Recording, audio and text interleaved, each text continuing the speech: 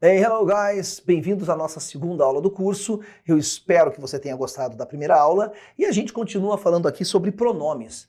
Só que agora a gente vai entrar no nosso escopo dos pronomes possessivos, que também tem presença garantida marcada na nossa prova. E não existe texto sem pronome. E você vai ver que no nosso curso a gente vai ter pronomes pessoais, possessivos, pronomes indefinidos, pronomes relativos, pronomes quantitativos, que são os quantificadores, e tudo isso acaba sendo incorporado num grupo de palavras que no inglês a gente gosta de chamar de determinantes. Mas enfim, existem vários tipos de pronomes, os pronomes relativos com bastante ênfase, assim como eles têm importância no português, eles têm grande importância no inglês também. E aqui nós vamos hoje tratar dos pronomes possessivos, cujo nome está na sua telinha, dá uma olhada lá, ó. Possessive pronouns. Primeiro ponto, esses dois S's aqui são a sílaba tônica, né? Possessive, e eles têm som de Z, tá bom? Possessive pronouns são os pronomes possessivos, certo?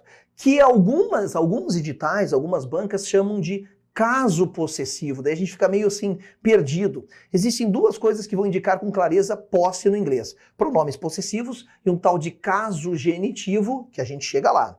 Então veja aqui, ó, quem são os pronomes possessivos? Vem comigo nessa jornada.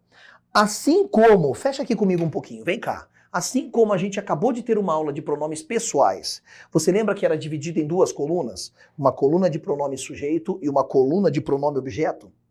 É isso, vai acontecer a mesma coisa hoje. Olha como o inglês tem uma lógica matemática. Só que os pronomes pessoais se relacionavam com o verbo. Então veja, uma coluna era usada antes do verbo, a outra coluna era usada depois do verbo. Faz sentido, porque eles são pronomes pessoais. Pessoas fazem coisas e o fazer é o verbo na estrutura da frase. Pois bem, agora veja, se eu falo de pronome possessivo, eu estou indicando posse. Posse do quê? De coisa. É um primeiro raciocínio, é um gatilho inicial. Coisa, na gramática, eu chamo de substantivo. Então eu falo meu carro, minha casa, meu livro. Daí você fala assim, não, mas peraí, quando eu falo minha mãe não é uma coisa, mas é substantivo. Mãe é substantivo, irmã, pai, eu sou substantivo, você é substantivo. Então tá tudo certo. Nós vamos agora também ter duas colunas de pronomes, só que eles são pronomes possessivos. E assim como nos anteriores, um vinha antes e o outro vem depois, esses também virão antes e depois, só que agora é antes e depois da coisa possuída. Antes e depois do substantivo. Fecha na telinha para você ver como faz todo sentido. Há dois tipos de pronomes possessivos. Os primeiros, chamados de possessive adjectives, e o segundo, chamado propriamente de possessive pronouns. Olha como isso aqui é molezinha. Os possessive adjectives são seguidos de um substantivo. Quando você fala em inglês, vou puxar um exemplo lá em cima, olha só que fácil. Quando você fala em inglês, este é o meu carro, você não fala assim, ó. This is my car. O que é que você nota nesse exemplo? Que o meu substantivo está aqui e o pronome possessivo se relaciona com o substantivo. E existe esse cara que vem antes. Existe esse cara que vem antes, que ele é chamado de pronome possessivo adjetivo. E quando a gente tiver a nossa aula de adjetivos, você vai entender por que ele leva esse nome. Tudo bem? Mas você já conhece esse cara. Você já conhece esse cara, mas você concorda que eu posso dizer a minha frase de um outro jeito? Eu posso dizer essa mesma mensagem assim, ó. This car is... Olha lá, opa, vamos voltar rapidinho. Opa, volta. Isso. This car is mine. Veja lá então. Agora eu continuo dando a ideia de posse, mas meu substantivo está aqui e o pronome que indica a posse veio depois. Vamos jogar isso aqui na letra A? Olha lá, ó. Letra A. Os possessivos adjetivos são seguidos de um substantivo. Então estou falando exatamente de quem? De quem? Ué, desse caso aqui, letra A. O pronome possessivo my está sendo seguido de um substantivo. E os pronomes possessivos propriamente ditos, letra B, olha lá no exemplo, ó. Não podem ser seguidos de um substantivo. Veja, ele está aqui e ele não está sendo seguido. O substantivo dele veio antes. Aí você pensa, puxa vida, mas é para isso que existem esses dois tipos de pronomes? Para eu fazer essa inversãozinha boba? Obviamente que não. Ah, isso está sendo explicado aqui e eu já vou lhe falar assim que eu mostrar todos eles. Para que realmente servem esses carinhas aqui? Então vamos lá com bastante calma. Tá aqui os meus pronomes possessivos e os meus pronomes possessivos adjetivos. Note aqui embaixo que a gente tem algo muito parecido com o que a gente fez na aula passada. Eu tenho uma coluna de pronomes que são usados antes e outra coluna de pronomes que são usados depois do substantivo. E, na verdade, por que é que eles estão todos assim na mesma linha? Porque todos têm a mesma tradução, partem do mesmo sujeito, mas têm posições e finalidades diferentes no texto, no sentido de que, já vou lhe explicar, olha só, tá? Vou apagar tudo aqui, olha só. Então, deixa marcado que esses caras vêm usados antes, esses vêm usados depois. Os pronomes possessivos, olha aqui um pouquinho para mim, eles se relacionam com o sujeito ao qual se referem. Peraí, o que eu quero dizer com isso? Que a aula passada não pode ser desprezada. A gente não estudou na aula passada esses pronomes aqui, ó. O I, o you, o he, o she, o it. Sim, você lembra quem eles são, você viu que eles têm vários usos, alguns a gente nem conhecia. E quando eu quero ensinar pronome possessivo, eu vou pedir para você anotar esses caras do lado daqueles que a gente vai ver agora. Quem são os possessivos adjetivos, tá? Vamos pôr o nominho aqui na frente para ficar bem legal para vocês, ó. Possessive adjectives. Os possessivos adjetivos são quem? O my, o your, o his. Tá vendo que eu tô anotando tudo na mesma linha? Ó, o her, o it, its, o our, o your de novo e o their. Por que é que eu estou dizendo isso e por que é que eu acho importante você deixar esses carinhas que a gente já estudou aqui do ladinho? É claro que eu posso dizer em inglês, por exemplo, assim, né? Eu peguei o carro dele. Eu posso dizer em inglês, I took his car, o carro dele. Mas o problema nasce quando a gente pode fazer uma coisa no português que não pode ser feita no inglês, que eu vou lhe mostrar agora. Então eu não estou dizendo que é sempre assim essa relação, até porque eu posso dizer assim, ó, eles entregaram o presente dela. Eles entregaram o presente dela. Então eu uso este sujeito com este objeto aqui, pronome possessivo, na verdade, né? Agora, o que acontece? O que acontece? É quando a gente fala assim, ó, vou te dar um exemplo bem claro que vai ilustrar isso aqui e você não vai mais errar isso. Certa vez, lá na minha escola de inglês, que é uma escola que visa ensinar o povo a falar assim inglês, é um curso de inglês normal, as pessoas podem falar e tal.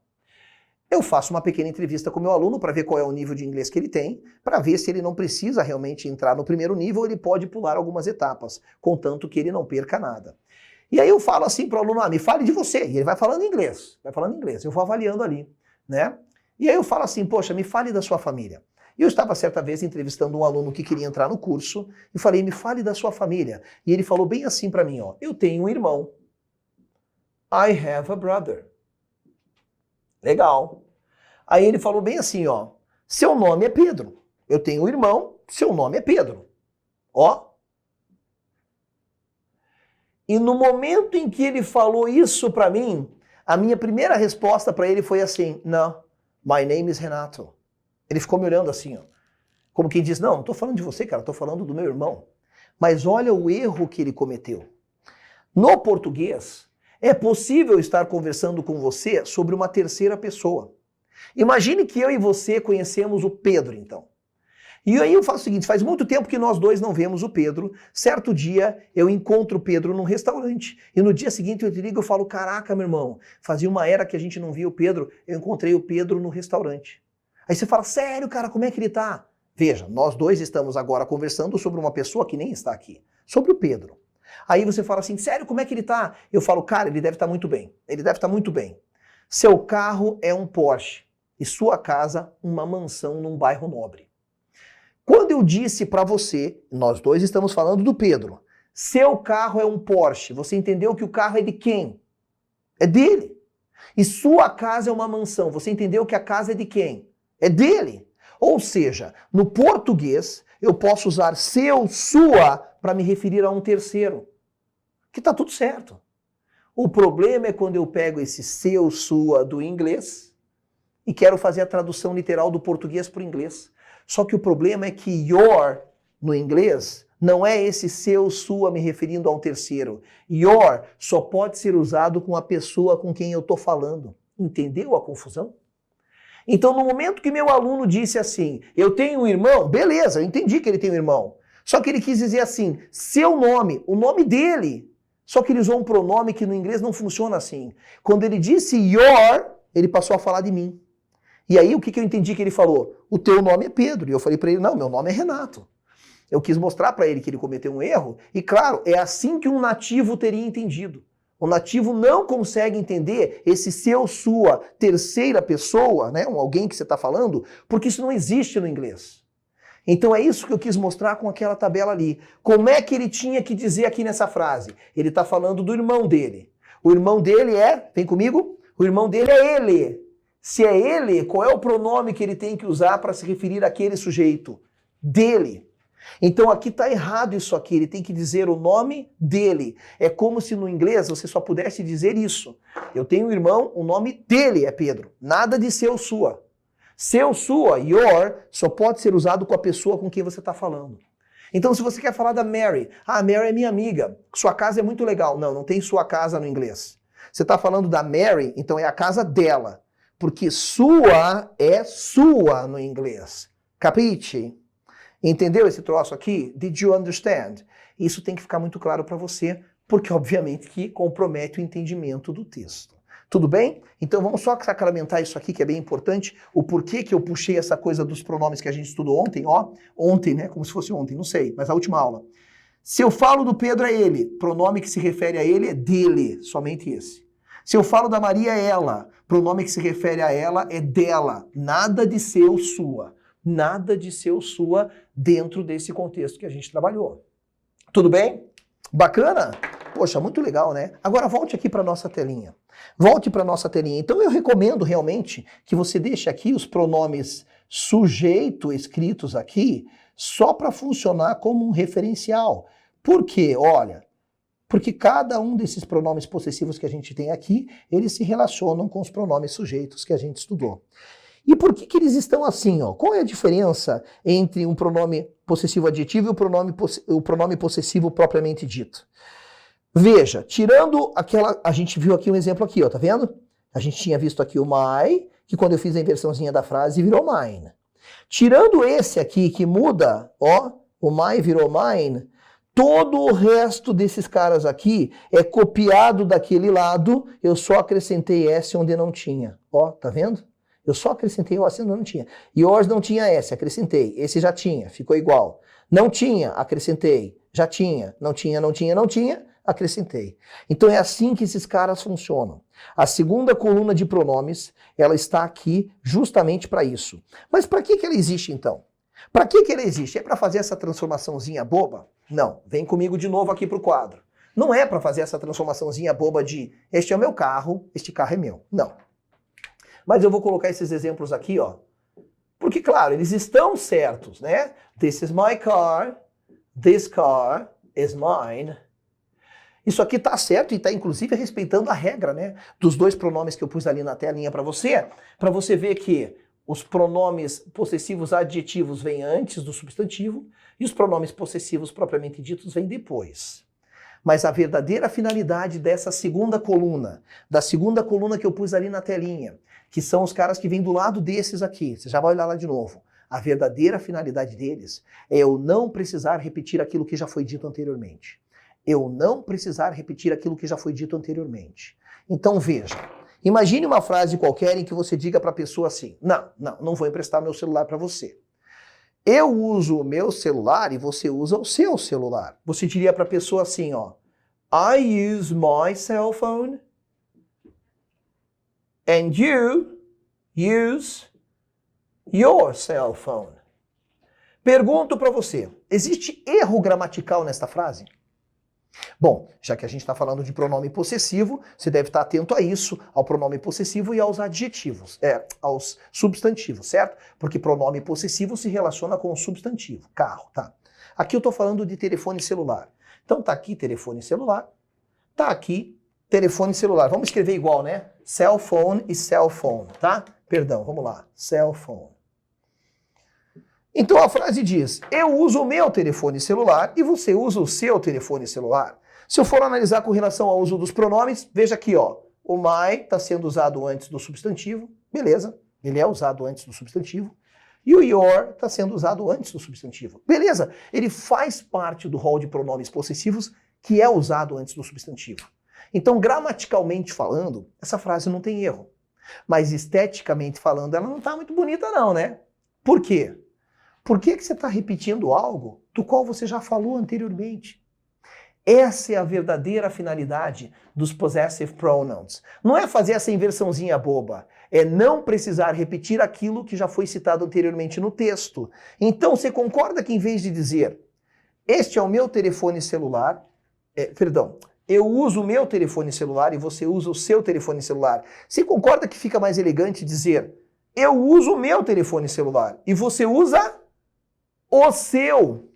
Eu posso pegar todo esse bloco aqui, ó, e em vez de dizer o seu telefone celular, eu digo simplesmente o seu. E o seu, em inglês, é essa segunda coluninha de pronomes que a gente viu ali na telinha, que são aqueles que levam S. É assim que cai na sua prova. E aí, veja, I use my cell phone and you use yours. E aí, uma vez que isso aqui desaparece, ó, porque não precisa realmente estar aqui, e aí a frase fica com esse pronomezinho aqui, ó, que é o possessive pronoun, pode nascer uma pergunta lá embaixo nas questões dizendo assim, clássica. O pronome yours da frase tal se refere a quê? Clássica. Ué, vai se referir ao que foi citado anteriormente. Eu uso o meu telefone celular e você usa o seu. O seu o quê? Telefone celular. Clássica. Perguntinha clássica nesse sentido. Pronto. Agora olha aqui na telinha. Você tem as duas colunas de pronomes. Visualmente falando, a gente pode criar um macetinho que diz assim. Visualmente falando, a gente cria um macetinho que diz assim, ó. Vou dividir em 3 colunas. Essa primeira coluna, ela vem antes. Essa segunda coluna vem depois. Então, quem está sempre no meio, ó. Quem está sempre no meio, o noun. Peraí, o que é noun mesmo? Substantivo. Então, estou te mostrando que esses pronomezinhos aqui vêm sempre usados antes de qualquer substantivo, contanto que se refiram a ele, e esses pronomezinhos aqui são usados depois. Aí você cria um macetinho visual, que para ficar menos feio, vou dar uma limpada aqui no slide para ficar assim. É o substantivo que está sempre no meio. Legal? E aí, para a gente poder terminar essa nossa aula, eu vou aproveitar o momento para a gente falar de pronomes reflexivos. Não está na moda agora uma história de um tal de fazer uma selfie? Da onde veio essa história da selfie? Essa história da selfie veio da partícula self, que dá a ideia do que essa partícula self. Ela tem várias traduções, inclusive, olha aqui para mim, quando você diz coisas do tipo autopiedade, né? Quer dizer, uma coisa que você tem consigo mesmo. A gente usa esse termo também. Self significa a palavra auto, no sentido de autoflagelo, autopiedade, esse tipo de coisa. Então veja, a partícula self, ela se popularizou muito tempo atrás no Brasil, quando criaram um sistema nos restaurantes em que você não precisava ser servido, você servia a si mesmo. E aí veio o tal do self-service. E veja, a partícula self, ela faz muito isso. O pronome reflexivo, ele tem uma ideia de indicar que a ação que você poderia fazer para outrem retorna para o causador da ação. É isso. Quer ver um exemplo clássico? Você concorda que eu posso dizer que eu posso maquiar alguém? Não tem lá as mulheres no salão que maquiam as outras? Mas ela não pode maquiar a si mesma? É isso. Eu posso pentear o meu filho, pentear a minha filha, e eu posso pentear a mim mesmo. Toda vez que eu quero dar essa ideia de que a ação retorna ao causador, eu vou precisar de um pronome reflexivo. Mas a grande sacada aqui é que os pronomes reflexivos não indicam só isso. E é isso que nós vamos ver agora. Dá uma olhadinha aqui na sua telinha. Olha só que barato. Primeiro, os pronomes reflexivos concordam sempre com os pronomes pessoais. Como é que é? Pois é, eles também vão ter a ver com os pronomes da aula passada. Deixa eu te mostrar aqui então quem são esses caras. Olha só, esses são os pronomes reflexivos. E por que eu coloquei os pronomes da aula passada aqui do lado e tudo assim na mesma linha? Porque os pronomes reflexivos, aí sim, eles têm somente um sujeito. Por que isso? Por uma questão de lógica. Eu não posso dizer, por exemplo, fecha aqui em mim, ó. Eu não posso dizer assim, eu machuquei ela mesma. Não. Eu machuquei a mim mesmo. Eu me machuquei. Eu não posso dizer assim, ó, eles perderam nós mesmos. Não. Eles perderam a si mesmos. Eles se perderam. Entende então que cada pronome reflexivo só tem um possível sujeito? Questão de lógica. Eu acho que nem precisa você estudar isso porque é uma questão de lógica. Agora, os pronomes reflexivos fazem mais do que simplesmente indicar que a ação retorna ao causador. Eles têm 3 possíveis usos que estão presentes aqui na telinha. Veja, pode ser um uso reflexivo, que é o mais popular, que é esse que a ação retorna ao causador. Pode ser o uso enfático, que é simplesmente como o nome já diz, para dar a ideia de ênfase. E tem esse nome esquisitão, que é o uso idiomático e que eu já vou lhe mostrar. O primeiro passo é a gente saber decor os pronomes reflexivos. Veja. Os pronomes reflexivos, eles têm uma camada de pronomes no singular e esses 3 carinhas aqui que são no plural. É por isso que o finalzinho mudou. Porque palavras terminadas por F ou FE no inglês, quando eu jogo para o plural, eu troco o F ou o FE por VS. Então, de fato, aqui eu tenho pronomes no singular e pronomes no plural.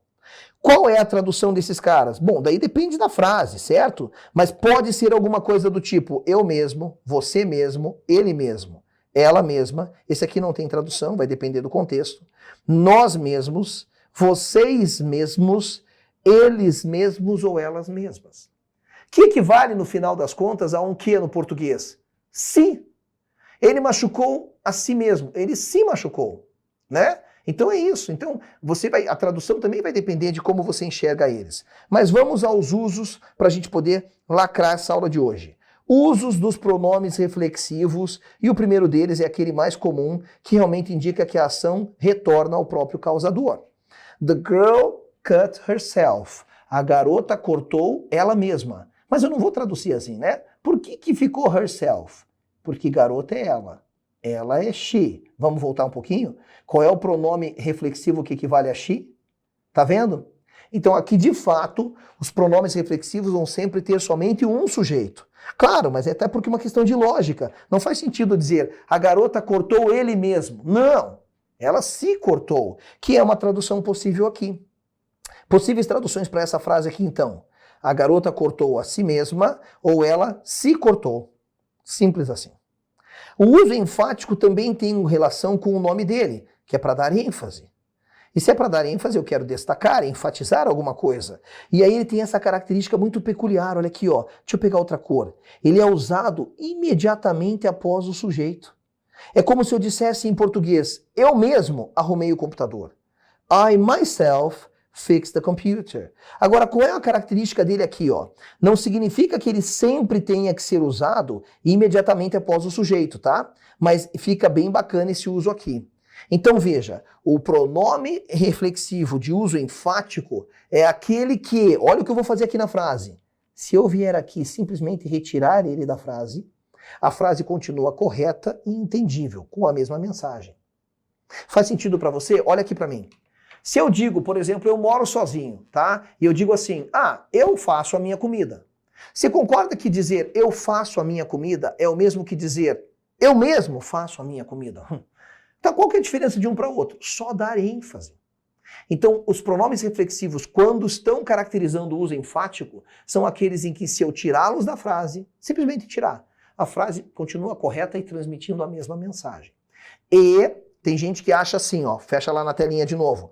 Então tá. Então eles sempre vêm assim, ó, do lado do sujeito. Na verdade, não. Esse é o uso mais corriqueiro, quando você coloca do lado do sujeito, e aí você tem que ajustar a sua entonação da voz, né? Você vai dizer, I myself fix the computer. Eu mesmo consertei o computador. Aí tem uma pequena pausa na fala. Mas sim, também é possível que esse pronomezinho aqui, ó, ele venha lá no final da frase. Tá bom? Continua caracterizando o mesmo uso. Se você diz, I fixed the computer myself, a ideia é que você fez isso por conta própria, você mesmo fez. E de novo, se eu tirar ele da frase, a mensagem continua preservada. O último uso é o mais chatinho, o uso idiomático, quer dizer que alguém fez alguma coisa sozinho, sem ajuda. Fecha lá comigo, vamos dar uma olhadinha? O uso idiomático geralmente é usado com a preposição by, para dizer isso, que você fez algo sozinho. Olha só, I finished the report alone. É a mesma coisa que dizer I finished the report by myself. Ou seja, eu terminei o relatório sozinho. Sozinho, por conta própria. Então, I finished the report by myself. Tá certo? Então ele tem esse nominho estranho, que é o uso idiomático, mas você pode ter a presença dos três no seu texto, que eles vão indicar coisas diferentes. De novo, então, a gente está muito acostumado com aquela coisa do selfie, né? Faz uma selfie. O que é uma selfie? É você pegar e fazer com que a ação retorne ao causador. Então é um uso reflexivo, é tirar uma foto de si mesmo, que ganhou esse nomezinho popular agora de selfie, e que no Brasil a gente usa errado, porque quando a gente junta a galera, a gente fala o quê? Vamos fazer uma selfie? Não, não, não. Selfie é sozinho, tá? Pelo menos dentro do uso da língua inglesa é assim. Quando você faz uma selfie, ó, o conceito é você tirar uma foto sozinho, de você sozinho na foto. Quando você quer tirar, embora quase ninguém use isso, mas quando você quer tirar uma foto da galerinha junta, aí você pede para fazer uma groupie. Olha o nome. Groupie é uma selfie em grupo. É uma groupie, tá bom? Mas eu confesso que pouquíssimas pessoas usam isso. E esse termo acabou sendo popularizado. Esse é o problema. Como ele indica, basicamente, a gente ficou muito acostumado, tanto pelo sistema de self-service, quanto pela selfie, a achar que é sempre essa ideia de a ação retornar ao causador, a gente se esquece das outras. Mas as outras podem permear o nosso texto e indicar, ou que eu faço alguma coisa, né, para dar ênfase, né, tipo, eu mesmo lavo a minha roupa, ela mesma conserta o carro, enfim. Então esse é o uso enfático, e esse último uso, que é importantíssimo, altera a mensagem do texto, quer dizer que alguém faz alguma coisa sozinho. Ficamos por aqui e nos vemos na nossa próxima aula para ir incorporando cada vez mais o seu inglês. Até lá!